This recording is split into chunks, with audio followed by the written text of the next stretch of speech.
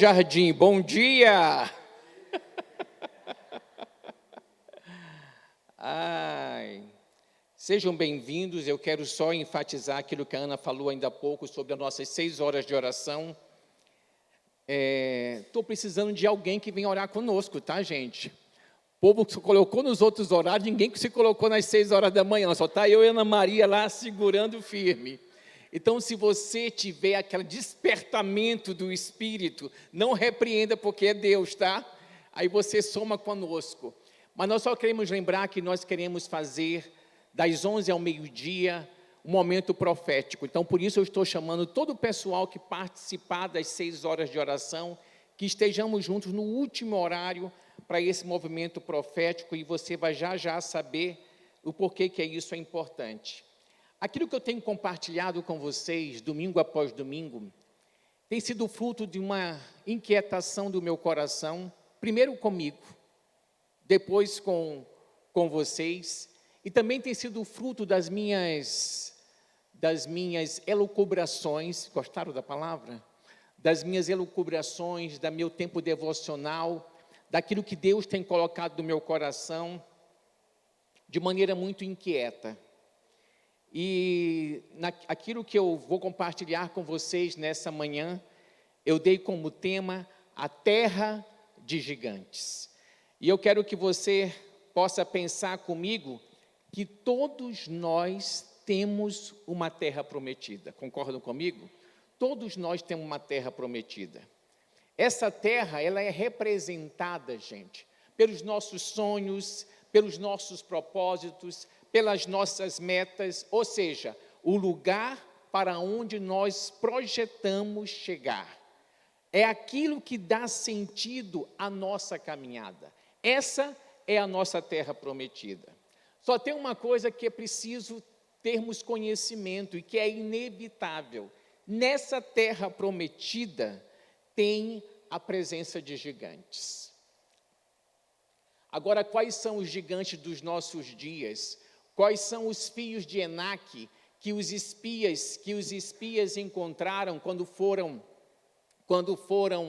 espiar a terra e voltaram com um relatório para Moisés, dizendo: olha, de fato, a terra pela qual fomos a espiar, ela é uma terra boa, uma terra que mana leite e mel, mas só que existe gigantes. Quais são os nossos gigantes para esses nossos dias? Não existem gigantes literais como existia na época que o povo de Israel foi conquistar a terra, mas existem gigantes emocionais. Esses gigantes são traumas antigos, são medos recorrentes, são histórias familiares que se repetem, são diagnósticos que intimidam, são pecados crônicos e são sistemas opressores. Esses são os gigantes dos nossos dias. Eles parecem grandes porque estão em lugares altos. São aqueles que a gente olha e fala assim para nós mesmos: seria muito mais fácil se não tivesse esse gigante. Seria muito mais fácil se não tivesse esses gigantes. Eles estão em lugares altos, eles têm história. A gente olha muitas vezes para a nossa história pessoal, a gente olha muitas vezes para a nossa história familiar, aí você pensa: ninguém saiu desse circuito, como é que eu ouso querer ir muito mais além? Eu atendi um rapaz na sexta-feira e que eu comecei a perguntar para ele sobre os avós, o que os avós fizeram da vida. Cheguei nos pais dele, o que os seus pais fizeram, e eu fui vendo tanto da parte paterna, da parte materna, não tinha ninguém que tinha concluído uma faculdade, ninguém que tinha chegado a um estudo superior. E aí eu virei para ele e falei assim: você sabia que você está mudando uma história, né? Porque ele e a irmã são os primeiros a ter uma faculdade, são os primeiros a concluírem um curso superior. Então, quando você tem a possibilidade de começar a reescrever uma história, a sua história familiar, você tem que ter muito cuidado para que os gigantes que estão presentes nessa história não venham intimidar você e não venham fazer você retroceder. E eu quero que você possa pensar comigo, porque esses gigantes, eles nos amedrontam, sabe por quê? Porque eles já nos venceram antes. E você precisa pensar, quais foram os gigantes que já me venceram? Esses gigantes estão na minha frente novamente, se interpondo entre aquilo que eu creio que Deus tem destinado para a minha vida. E eu quero ir lá para Números capítulo 13, a partir do versículo 27, eu vou encurtar a história. Números capítulo 13, a partir do versículo 27. Eu quero só que você lembre, quando nós estamos pensando no povo de Israel, é que a promessa que eles tinham era real, mas os gigantes também. Então, lá em Números 13, a partir do versículo 27, eu vou ler o versículo 27, o versículo 28 diz assim: aqui os espias tinham voltado de espiar a terra e eles estavam trazendo o relatório para Moisés. E diz aí, relataram a Moisés e disseram: fomos à terra a qual você nos enviou. De fato, é uma terra onde mana leite e mel, e estes são os frutos dela. Mas o povo que habita nessa terra é poderoso, e as cidades são muito grandes e fortificadas. Também vimos ali os filhos de Anak. Algumas versões falam Enac. Nessa versão, na Nova Almeida Atualizada, fala Anak. E é interessante que você precisa saber, se você não tem esse conhecimento, mas quando eles se referiam aos filhos de Anak, era um povo de estatura elevada, era um povo conhecido pela sua força física, era um povo de reputação de guerreiros temidos. Então, eles tinham todo um valor histórico, e o povo de Israel os conhecia muito bem. E é interessante, eles constataram, essa terra é como Deus disse, ela é abundante. Os gigantes, que elas existem nela, e vocês precisam trazer isso para a sua própria experiência, porque lembra que eu acabei de falar para vocês, que a promessa é real, mas os gigantes também. E sabe, muitas vezes o que acontece é que nós achamos que os gigantes anulam a promessa, mas os gigantes não anulam a promessa. Os gigantes apenas revelam um desafio. E uma coisa que você precisa pensar, quais são os desafios que esses gigantes trazem para mim e que me dizem que eu tenho que vencer. Existe um livro muito antigo, gente, chamado Você é do Tamanho do Seu Sonho. Já leram esse livro? Tem conhecimento desse livro? E é muito interessante que quando o autor fala algumas coisas que eu achei preciosas, e ele fala uma coisa, deixa eu ver se eu estou no lugar certo, para eu não falar besteira, um momento só.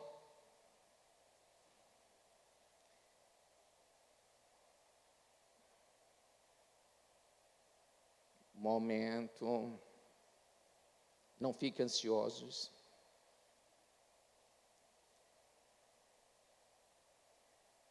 Uma coisa que eu acho que nós precisamos ter na mente e no coração, é que quando existem gigantes entre aquilo que Deus tem para mim e aquilo que Ele colocou no meu coração, que Ele fala assim mesmo, que eu acabei de dizer para vocês, os gigantes não anulam a promessa, mas elas revelam um desafio. E Ele diz assim, todos os sonhos expõem nossas inseguranças. Todos os sonhos que nós temos expõem as nossas inseguranças. E fala mais uma coisa, os nossos medos aparecem quando o sonho cresce. Enquanto o sonho é pequeno, eu não tenho medo, eu não tenho insegurança.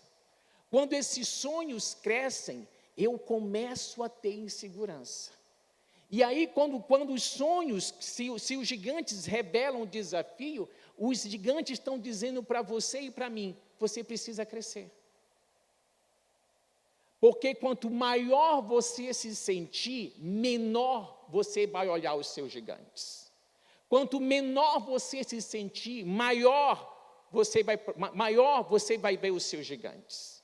Então, tudo passa pela maneira como você se avalia, porque a promessa, ela é real, mas os gigantes também são reais.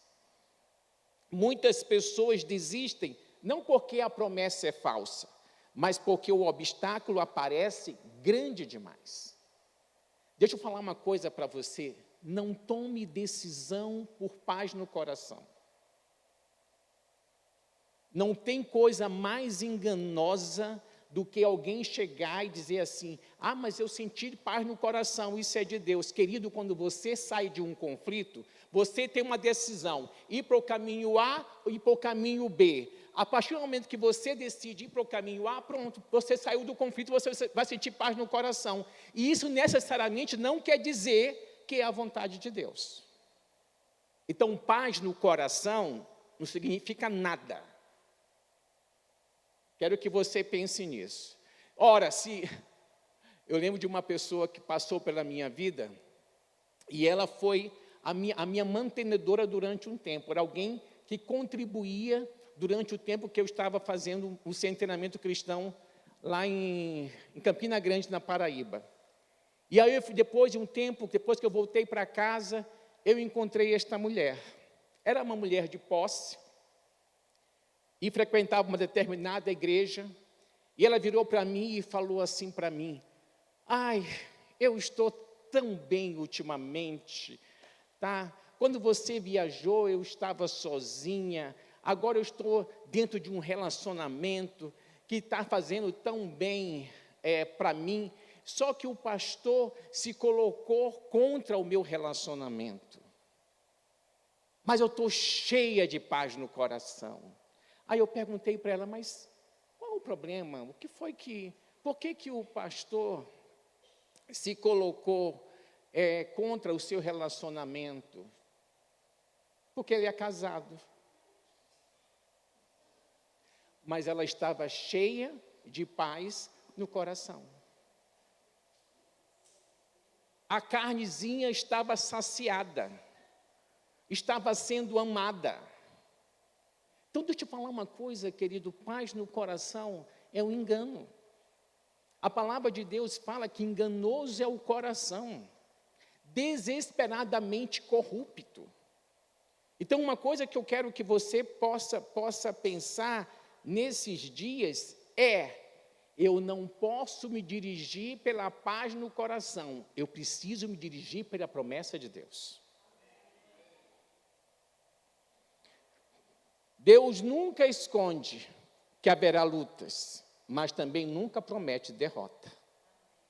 Uma outra coisa que eu quero pensar junto com você nessa manhã, é que o tamanho do gigante, eu até ainda falei um pouco disso, é que o tamanho do gigante é definido pela nossa visão. Lá em Números capítulo 13, versículo 33, no final do capítulo, após o relatório, após eles falarem como era a cidade, como era o lugar, como era a terra, como era o povo que habitava naquela terra, eles concluem dizendo assim, também vimos ali gigantes, os filhos de Anak são descendentes de gigantes, escuta isso, e éramos aos nossos próprios olhos como gafanhotos, e também éramos aos olhos dele. Sempre a visão que você tem de você é a visão que você vai ter da vida. É a visão que você vai ter das pessoas. É interessante que tem pessoas que têm alguns conceitos tão ruins em relação a si, e que ela olha para as pessoas, ela já pensa que as pessoas estão pensando alguma coisa de mal a respeito delas. Conhece pessoas assim? Você viu? Passei ali, quando eu passei, já falaram alguma coisa, estão falando de mim. Caraca, você é muito importante, hein? Porque você já chega, as pessoas já estão falando de você, você é muito importante. Então, sempre, aquilo que a maneira como você olha, se olha, é a maneira que você vai olhar a vida. O verdadeiro problema, gente, não eram os gigantes em si, mas a forma como o povo se via diante deles. Olha isso. Aqui tem uma chave fundamental. A batalha começa na identidade. Toda a batalha que nós enfrentamos em relação à nossa vida, em relação àquilo que nós queremos alcançar, começa na nossa identidade. Você precisa lembrar que quando Jesus foi tentado pelo diabo, ele foi tentado na sua identidade. Se você é filho de Deus. Então, os gigantes, eles vão mexer com a nossa identidade. É justamente nesse momento que eu tenho que colocar o pé e saber quem eu sou. Eu estava conversando com esse rapaz que eu conversei essa semana, e esse rapaz se formou em Direito. Ele passou na OAB, ele estava no 9º período. O garoto é ou não garoto? O garoto é ou não é inteligente? Mas é cheio de inseguranças. Eu falei para ele, você precisa sentar, querido, nesse trono que revela a sua capacidade, que revela a sua inteligência. Mas a insegurança dizia para ele, e diz para ele, tudo o contrário em relação a quem ele é. Então a batalha começa na identidade. Antes de nós sermos vencidos pelos gigantes externos, nós somos derrotados pela maneira como nos percebemos internamente. Gente, eu sempre fui magro, eu falei isso para vocês. Eu tinha dificuldade entre quando eu me via no espelho. Quando eu dizia assim, espelho, espelho meu. Existe alguém mais bonito do que o Washington? Existe. Rodolfo Sander.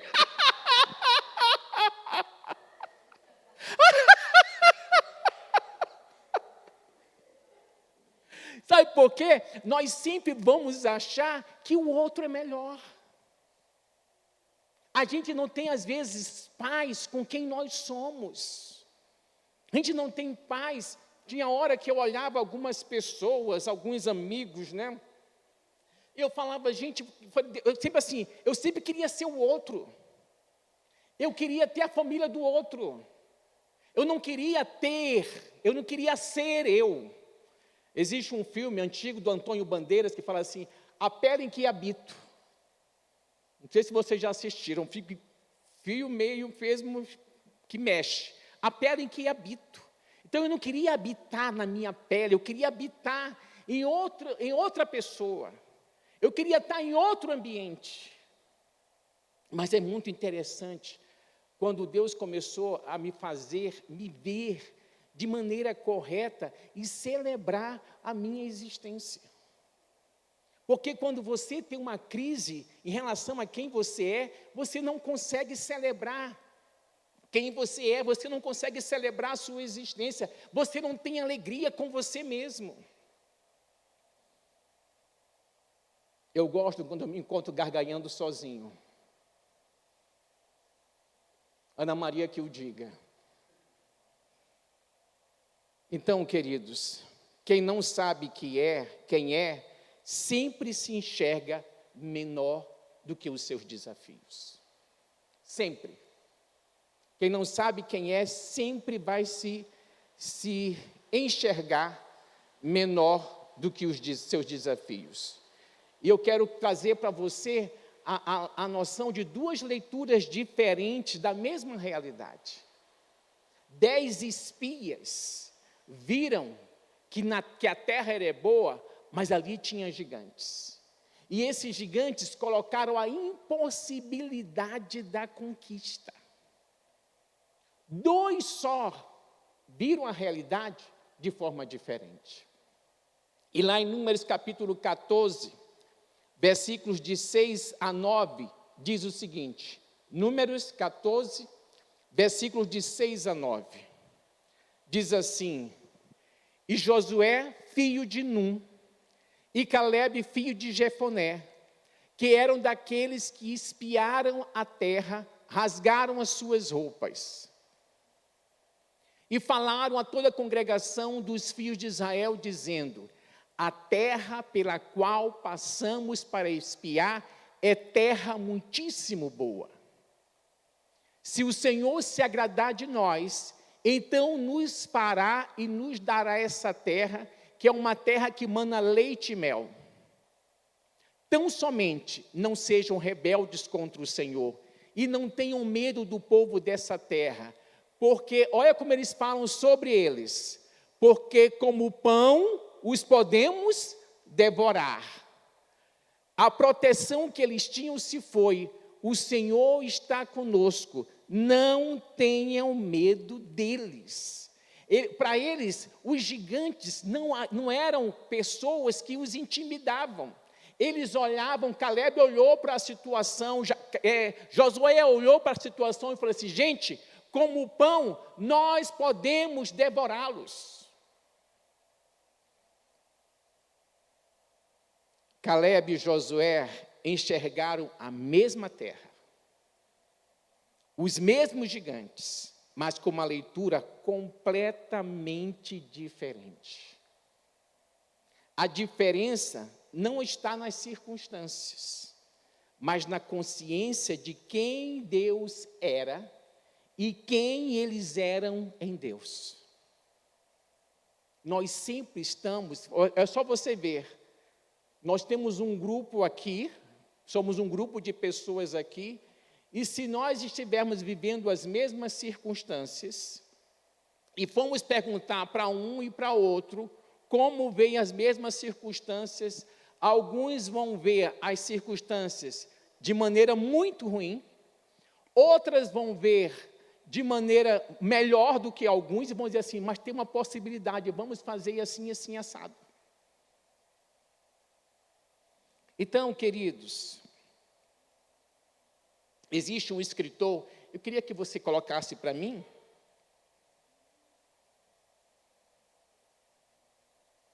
um escritor antigo, teólogo, A.W. Tozer, não sei quantos já leram alguma coisa deste homem, ele tem muitos livros, e ele fala uma coisa interessante que eu pedi para o Gustavo colocar no slide para mim, porque eu quero que você leia essa afirmação. Olha o que ele diz: o que vem à nossa mente quando pensamos em Deus é a coisa mais importante sobre nós. Vou ler de novo. O que vem à nossa mente quando pensamos em Deus é a coisa mais importante sobre nós. O que você tem na sua mente sobre Deus? Saiba que quando isso que está na sua mente revela a maneira como você se vê. Por exemplo, Deus é um pai Deus é meu pai amoroso. Se eu falo que Deus é meu pai amoroso, eu me sinto como filho amado. Se eu acho que Deus é um pai ausente, eu vou me sentir desamparado. Eu quero que você pense nisso. O que vem à sua mente quando vem à nossa mente, quando pensamos em Deus, é a coisa mais importante sobre nós. E é por isso que todos os dias deste púlpito, eu falo para você sobre a importância de você se alimentar da palavra. Sobre a importância de você se alimentar e ter um conceito correto de Deus. Existe um profeta, que eu posso dizer que é o profeta do conflito. Não é Jeremias, mas eu gosto de Jonas, eu amo Jonas. Amo Jonas.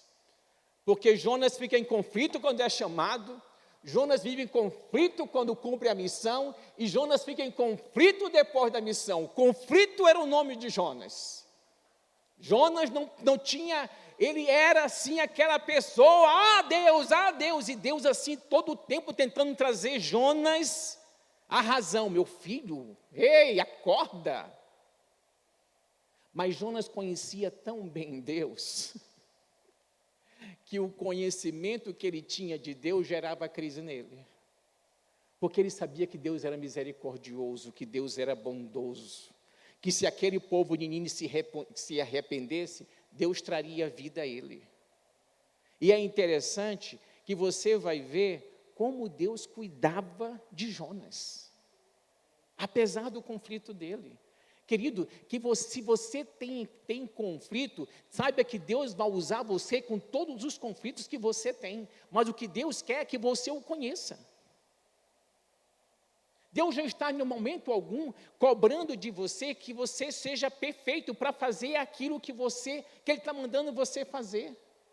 Deus não está chamando você para ser perfeito, para enfrentar os desafios que você tem. Deus está falando para você, seja você, mas vá em frente. Ouse crescer, ouse crescer, ouse crescer. Quando temos uma visão reduzida de Deus, os gigantes crescem.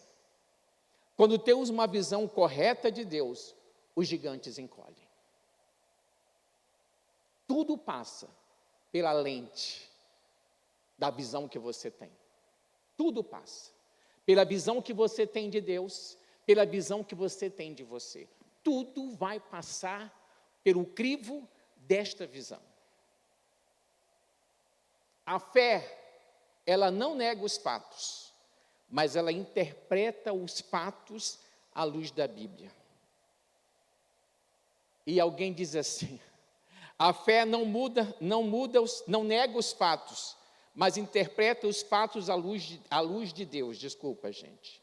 E existe mais uma outra afirmação que eu queria trazer para vocês. A fé não muda o cenário.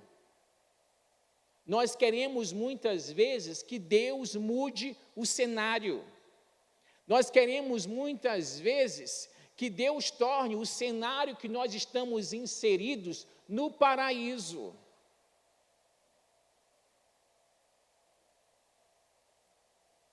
Deus até pode tirar às vezes você do cenário. Até pode fazer isso. Mas Deus muitas vezes quer que você tenha estrutura para viver o que Ele destinou para que você viva dentro do cenário que você está inserido. Deus não mudou os cenários que Jesus viveu.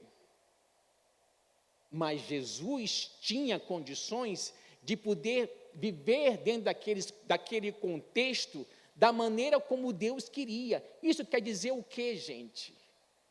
Que a terra prometida que você e eu temos para alcançar, exige que você cresça. Já ouviram falar de autossabotagem? Por que nós nos autossabotamos? Tem uma pessoa do Arena que passou no curso de letras na UF. E eu fiquei tão feliz quando eu me encontrei com ele na sexta-feira e que ele me deu essa notícia. Primeiro foi assim, no primeiro atendimento que eu fiz a ele, eu tinha passado uma tarefinha para ele, e quando ele começou a ler uma carta, eu virei para ele e falei assim: mas como você escreve bem? Como ele escreve bem? Aí ele virou para mim e falou assim para mim: eu quero fazer letras. Eu falei: que legal! Mas ele não tinha me dito que ele tinha feito o vestibular para letras. Aí quando foi na sexta-feira, ele chegou para mim, eu vi que ele estava diferente. Ele chegou para mim e falou assim para mim: pastor, eu passei no vestibular para letras na UF. Eu falei: o quê? E aí ele foi me contar como foi quando ele foi ver a lista. Então ele falou que ele entrou, viu lá o nome dele, saiu, entrou na lista de novo, viu o nome dele, saiu, entrou na lista de novo, viu o nome dele. Ele falou assim, eu falei assim: você não estava acreditando? Ele falou: não. Eu falei assim: é como se você não coubesse naquele lugar. Ele falou: é. É como se esse lugar não fosse para mim. Ele falou assim para mim: já enviei os documentos, já fiz a matrícula.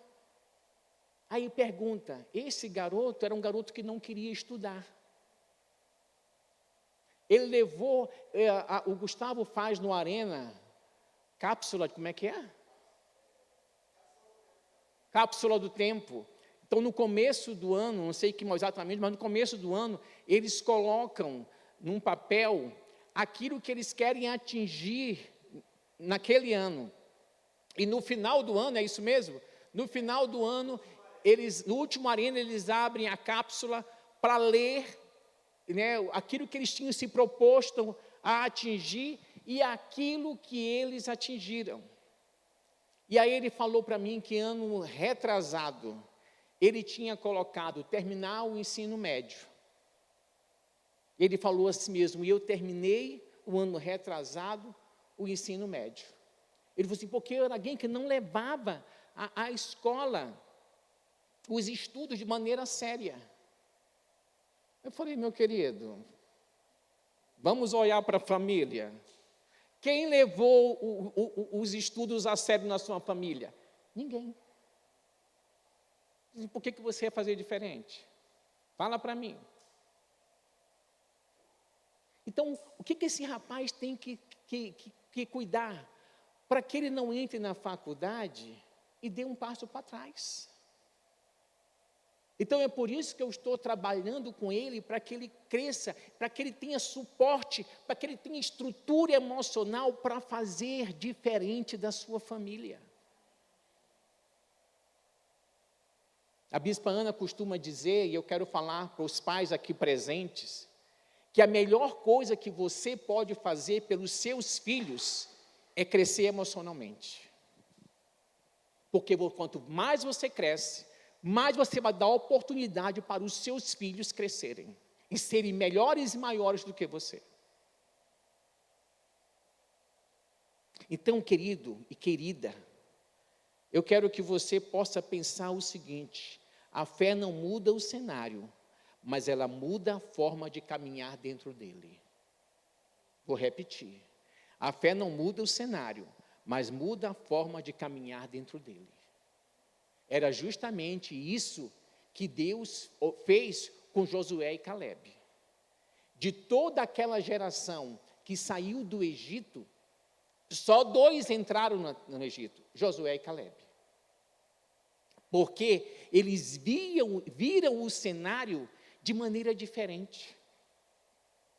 Eles viram o cenário que dava a eles condições, a fé deles dava a eles condições de andar naquele cenário, de conquistar aquela terra, a despeito daquelas cidades fortificadas e daqueles homens grandes, daqueles gigantes.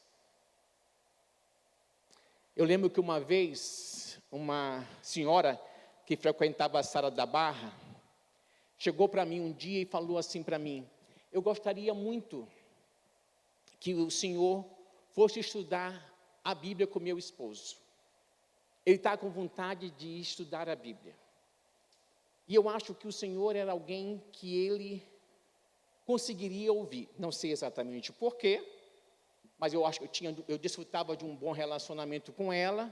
Eu falei, eu acho que ela falou de mim para ele, então ele se prontificou a me ouvir, me receber. O primeiro dia que eu fui lá, eu não sabia quem ele era, gente. Eu não sabia quem aquele homem tinha sido. E aí, quando eu chego no lugar que ele mora, né, que sou atendido por ele, entro, ele me recebe com muita simpatia. E eu estava com um homem que tinha sido presidente da Xerox do Brasil. Eu imaginei assim, esse cara vai me comer, vai me coisar em pedacinhos, porque a cultura que ele tinha era elevadíssima. E aí você pode pensar, como é que o Senhor se sentiu? Eu pensei assim, naquilo que eu tenho conhecimento, ele não tem. Então eu comecei a conversar com ele. E ele me indicava filmes para eu assistir, e eu indicava livros para ele ler. E aí, toda semana que eu me encontrar com ele virava assim para mim antes: Washington, o que é que você quer comer na próxima semana? Porque eu mando fazer para a gente poder almoçar juntos. E é muito interessante que eu pensei assim: quando que eu pensei que eu pudesse estar com um homem do nível intelectual que eu fui estar? E eu não me senti pequeno, porque tudo, a imponência do condomínio que ele morava, o apartamento que ele morava, tudo poderia dizer para mim: oi, esse lugar aqui não é seu. Mas eu me senti como se eu pertencesse àquele lugar. Deixa eu te falar, querido, Deus só vai levar você e a mim para coisas maiores nele, se eu melhoro a minha visão nele, e se eu melhoro a minha visão de mim mesmo. Eu não posso continuar tendo como tema Gabriela. Não posso.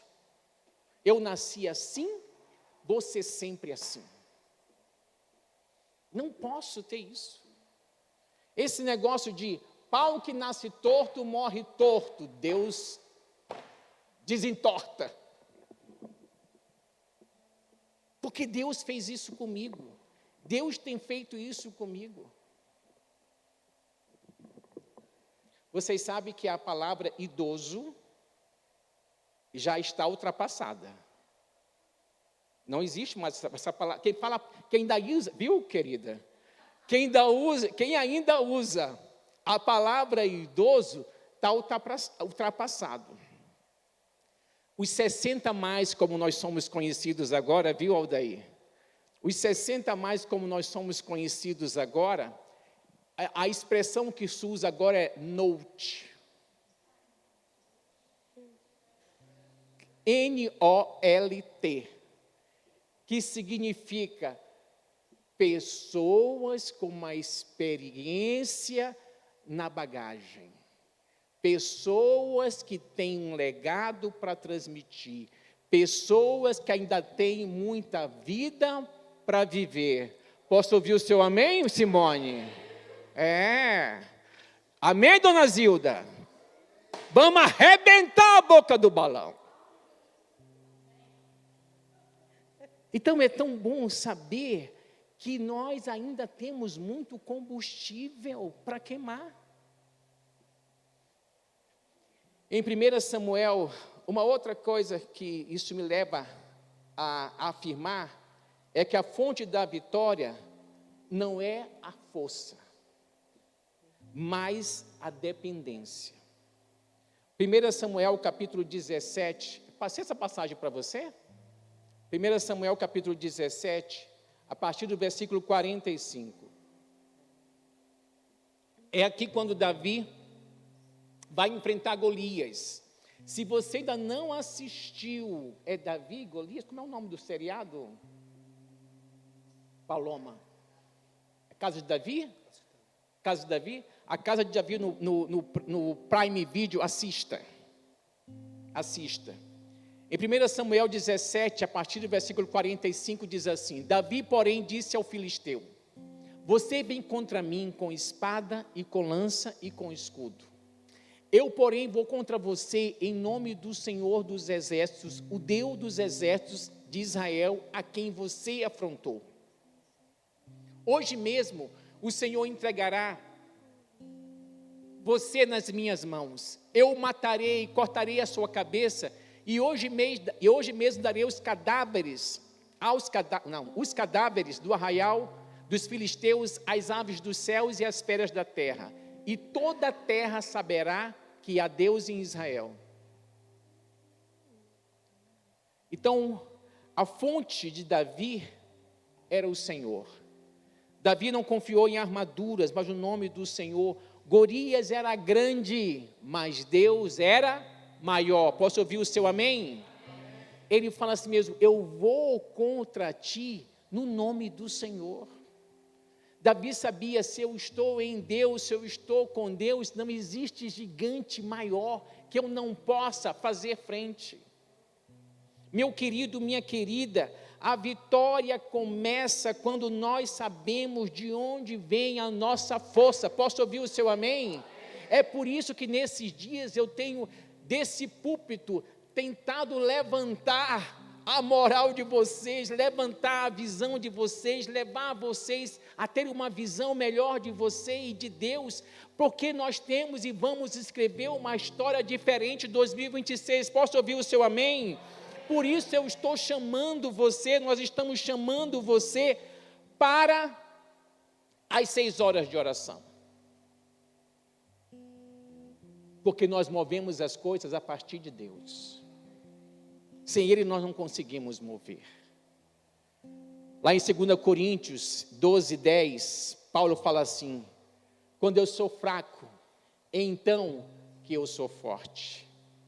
Nós vencemos os gigantes confiando em nós, não vencemos os gigantes confiando em nossa autossuficiência, mas nos recursos, escuta isso, mas nos recursos espirituais, emocionais e relacionais em que Deus nos concede. Cheque os seus relacionamentos.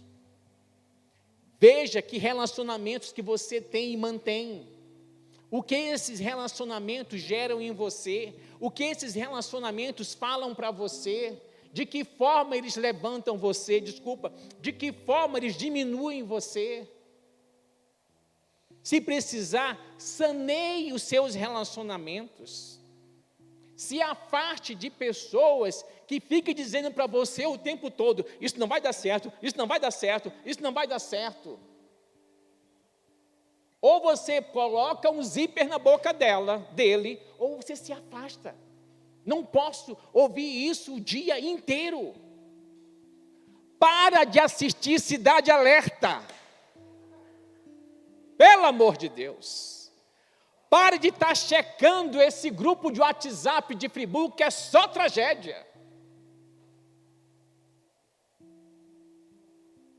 A gente se alimenta disso, gente. Isso é muito pequeno. Isso é muito pequeno. Nós precisamos procurar saber de que forma eu vou entrar, eu vou encher a minha mente, o meu coração. Por isso a pergunta, querido, não é apenas quais são os gigantes, mas principalmente, quem eu acredito que sou? Em quem eu confio? Esses questionamentos, essas perguntas são muito mais importantes do que quem são os gigantes. É quem você é, em quem você acredita, em quem você confia. Deus não procura pessoas autossuficientes, Ele procura pessoas dependentes dEle. Dependentes como Davi. Eu vou contra ti com espadas e lanças, eu vou contra ti em nome do Senhor. Os gigantes, queridos, não estão aqui para nos parar. Posso ouvir o seu amém? Os gigantes não estão aqui para nos parar, mas para nos revelar. Para que nós saibamos quem nós somos. Para que nós estejamos mostrando todos os dias: eu estou crescendo, eu vou vencer, eu vou vencer. Josué 14. A partir do versículo 6, aqui é quando Caleb vai até Josué para reivindicar a sua paz, a sua parte na terra. Olha que conversa incrível que ele tem com Josué. Os filhos de Judá chegaram a Josué em Gigal, e Caleb, filho de Jefoné, o quenezeu, lhe disse: você sabe que o Senhor falou a Moisés, homem de Deus, em Cades Barneia, a respeito de mim e de você. Eu tinha 40 anos quando Moisés, servo do Senhor, me enviou de Cades Barneia para espiar a terra. E eu lhe relatei o que estava no meu coração. Os meus irmãos que tinham ido comigo amedrontaram o povo, mas eu perseverei em seguir o Senhor, meu Deus. Então Moisés naquele dia jurou dizendo: certamente a terra em que você pôs o pé será sua e de seus filhos em herança perpétua. Pois você perseverou em seguir o Senhor meu Deus. E agora, eis que o Senhor me conservou com vida como prometeu. 45 anos se passaram desde que o Senhor falou essas palavras a Moisés, quando Israel ainda andava no deserto, e agora, eis que estou com 85 anos, olha isso, estou tão forte hoje, como no dia em que Moisés me enviou, a força que eu tinha naquele dia, eu ainda tenho agora, tanto para combater na guerra, como para fazer o que for necessário. Dei-me agora este monte, de que o Senhor falou naquele dia, pois naquele dia você ouviu que lá estavam os anaquins, ou seja, que lá estavam os gigantes, morando em cidades grandes e fortificadas. Se o Senhor Deus estiver comigo, poderei expulsá-lo como Ele mesmo prometeu. Josué o abençoou e deu a cidade de Hebrom a Calebe, filho de Jefoné, para ser herança dele. É até aí? Por isso Hebrom passou a ser de Calebe, filho de Jefoné, o quenezeu, em herança até o dia de hoje, visto que havia perseverado em seguir o Senhor, Deus de Israel. Antes disso, o nome de Hebrom era Kiriat Arba. Este Arba foi o maior homem entre os anaquins, ou seja, o maior gigante entre os gigantes. E a terra repousou da guerra. Querido, Deus quer te fazer como Calebe, para conquistar a terra dos teus gigantes. Observa que ele conquistou a terra aonde estava o maior dos gigantes. É essa terra que Deus quer que você coloque o pé. Os gigantes, lembrem-se, os gigantes revelam a nossa fé, a nossa identidade e a nossa dependência de Deus. A terra prometida sempre será maior que os obstáculos do caminho. É hora de conquista. Posso ouvir o seu amém? Fique de pé. Vamos orar.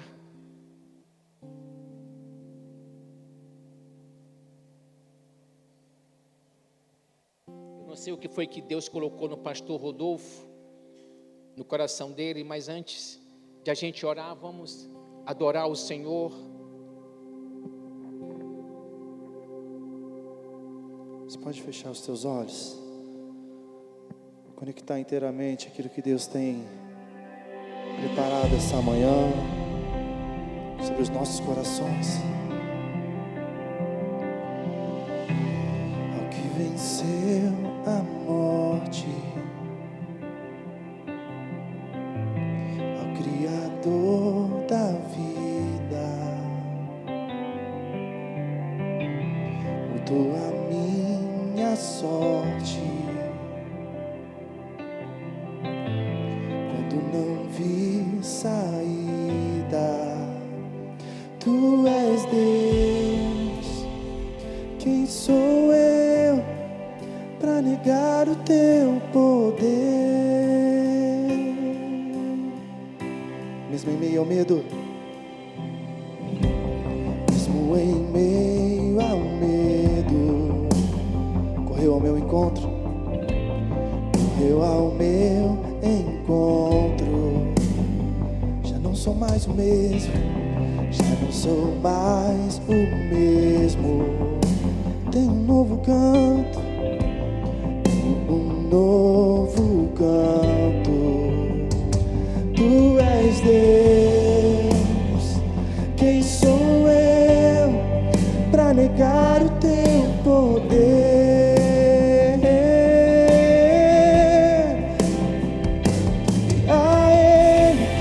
Enxergou, a Ele que me resgatou, toda honra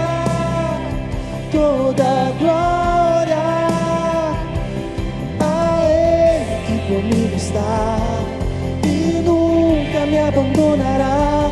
Toda honra, toda glória a Ele que me enxergou, a Ele que me resgatou. Toda honra, toda glória a Ele que comigo está e nunca me abandonará. Toda honra, toda glória, Tu és Deus. Quem sou eu pra negar o Teu poder? O Teu poder, Tu és Deus. Levante as mãos e cante. Quem sou eu? Quem sou eu? Pra negar o Teu poder, o Teu poder, Tu és Deus. Quem sou eu pra negar o Teu poder? Bem forte! Teu poder. Tu és Deus. Quem sou eu pra negar o Teu poder? O Teu poder a Ele, e a Ele que me enxergou, a Ele que me resgatou. Toda honra, toda glória, e a Ele que comigo está e nunca me abandonará. Toda honra, bem forte as vozes, cante a Ele que me enxergou, e a Ele que me enxergou, a Ele que me resgatou. Toda honra, toda glória, e a Ele que comigo está e nunca me abandonará. Toda honra, toda glória, Tu és Deus. Quem sou eu